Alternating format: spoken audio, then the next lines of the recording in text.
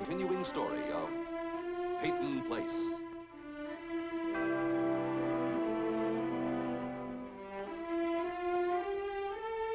Starring Dorothy Malone as Constance Mackenzie, Warner Anderson as Matthew Swain, Ed Nelson as Michael Rossi, Mia Farrow as Allison Mackenzie, Ryan O'Neill as Rodney Harrington, and Barbara Parkins as Betty Anderson.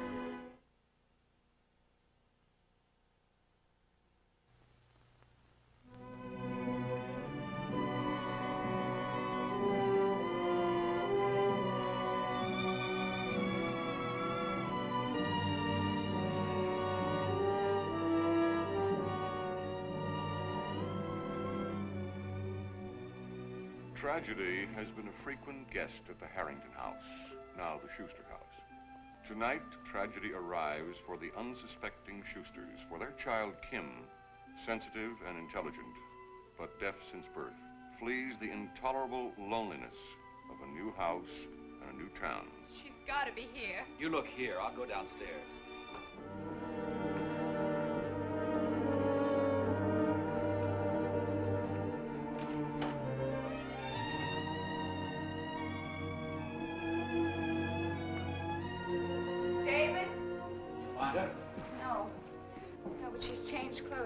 Pajamas. I have to put these on earlier this evening. I'm going outside to look for her. Where did she go, David? I don't understand. This town.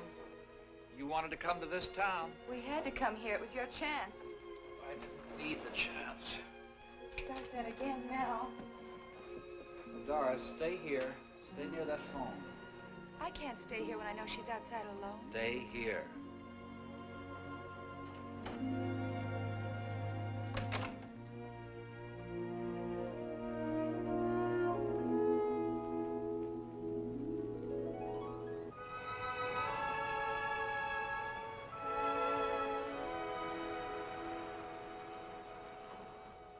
This afternoon, when your father asked you to come on the staff at the hospital, why did you say no? I said you could ask. I didn't say I would answer. Well, I'll ask you to answer. Why did you say no? You know how difficult it is for small hospitals to get good doctors. Why did you refuse him? No comment. Look, what I'm trying to say is if you think that your father offered you the job simply because he's your father, then no. I suppose you've observed that I'm a fairly complex person. There are areas in my life I just don't want to discuss with anyone. Look, I'm not challenging your right to your privacy. What bothers me is your constant indecision. Buying me a sandwich wasn't your only reason for bringing me here, was it, Doctor? No, it wasn't my only reason. Look, why can't we discuss this simply as two doctors or as friends? I gave you my reasons for not discussing it. Yes, and they were inadequate. Please excuse me. Now, Claire, wait. All right, I'll drop the subject. Thank you, but I'm going home. I'd appreciate it if you let me go home alone. I feel the need to walk, think. Listen, would you sit a minute? Will you just sit down?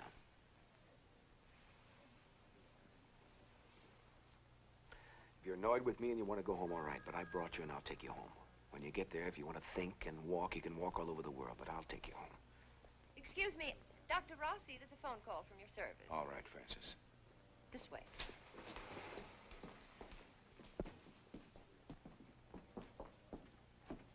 Thank you. Yes? Mike, this is Matt Swain. I'm at the police station. There's a little girl been lost, the Shuster child. The father's the new manager of the Peyton Mill. Yes? The child is deaf. I wonder if you'd stand by for a while in case you were needed when they find her. Of course.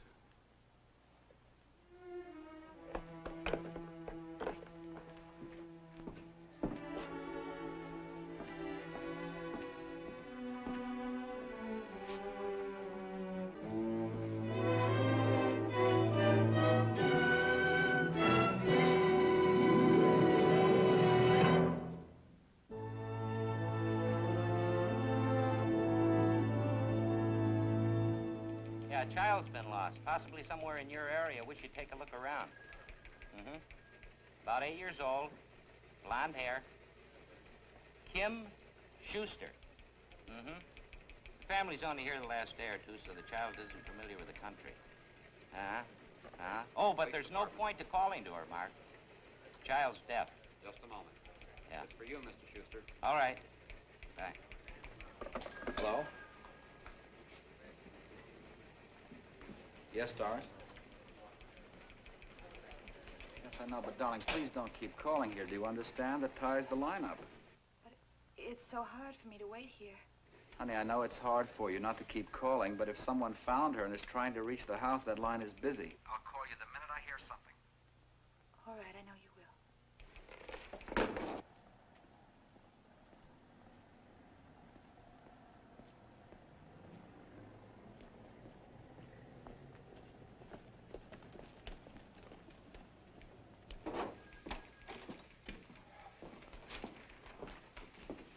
Hello, man.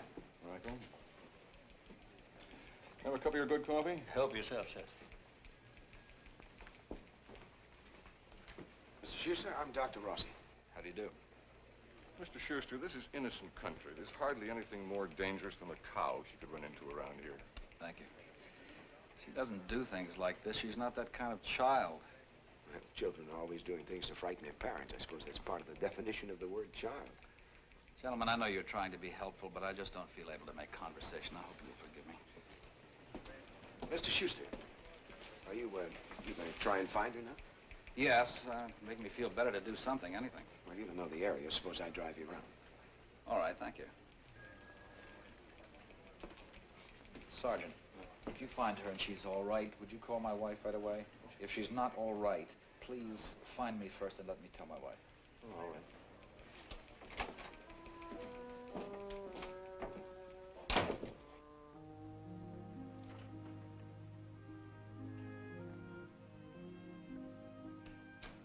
Robert?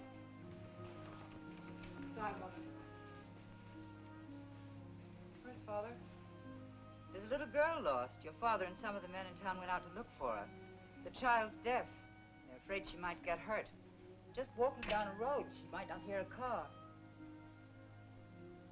Why don't you take off your coat? Claire, you're home now. Why don't you take off your coat? Oh, I'm sorry, I'm a little preoccupied tonight. Yes, I see. This came airmail special delivery this afternoon. I imagine it must be fairly important to be sent airmail special from Peru.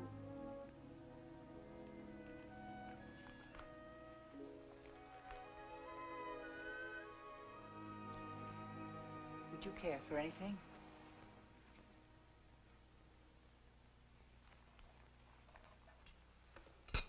Your father tells me that he offered you a place on the staff and you refused it.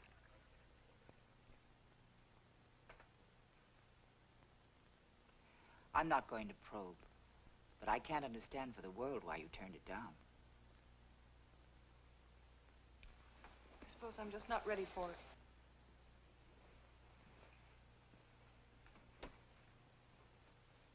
You don't think I had the right to refuse, do you? The job at the hospital? Of course, you had every right. But it's terribly confusing to your father. You're a doctor, and a hospital needs a doctor. I know. And it's going to be even more difficult for him to understand why you're concealing your marriage from him. I know. I didn't turn Dad down because I didn't want the job. It's because of Michael Rossi. Why should Michael Rossi make the difference, Claire? Because I like him too much. I'm very lonely, Mother. But I am married. Oh. Sit down, dear. I think there's some things you ought to know. You say that you're afraid to be near Dr. Rossi because you're married.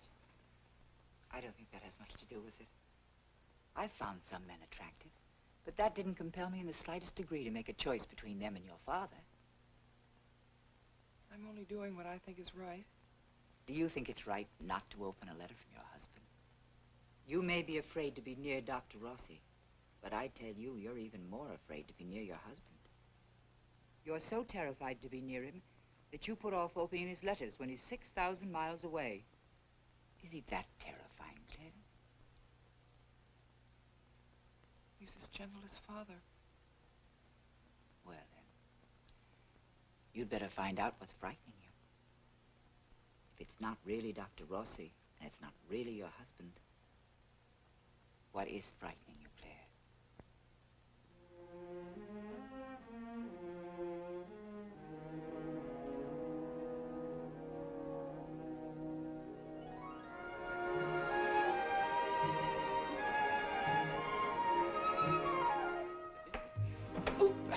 Now, who put that there? Could have been that second martini. Hey, speaking of that, you feel like a nightcap? Oh, I don't know. Do I look like one? Oh, no. I spent $35 for 2 tickets to the best musical in town, and my wife pulls the oldest vaudeville gag in the world. I'm sorry. I simply couldn't resist. All right, then. We'll try again. Would you care to join me in a drink? Ah, but I didn't bring my bathing suit. In my bathing suit. All right, there. There. Thank you. You know, you were right.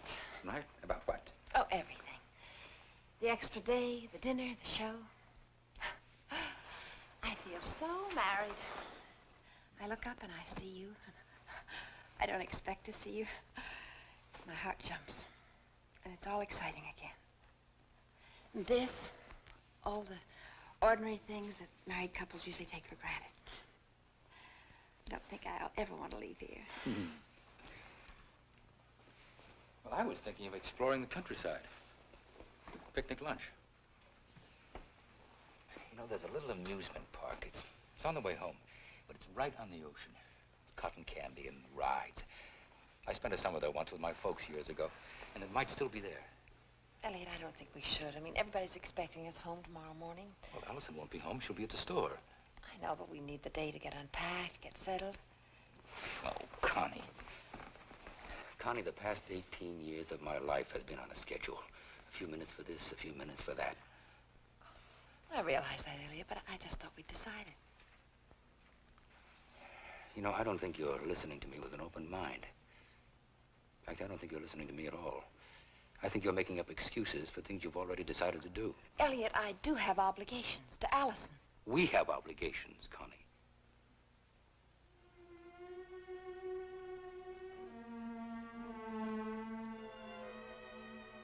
I wonder what happened to those 2 married people that came into this room. Only take us half a day. We'll be back in time for dinner. And if I still want to go home, if I say no, is that going to come between us? You think I'd impose my will on you arbitrarily? You know what prison is? It's being told what to do. When to get up and when to go to sleep, when you can eat, when you can talk. But if I don't force you to do something you don't want to do, does that mean I have no rights at all?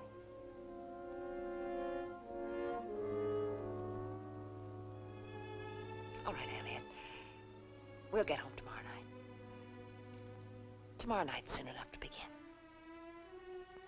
No, Connie. We have begun.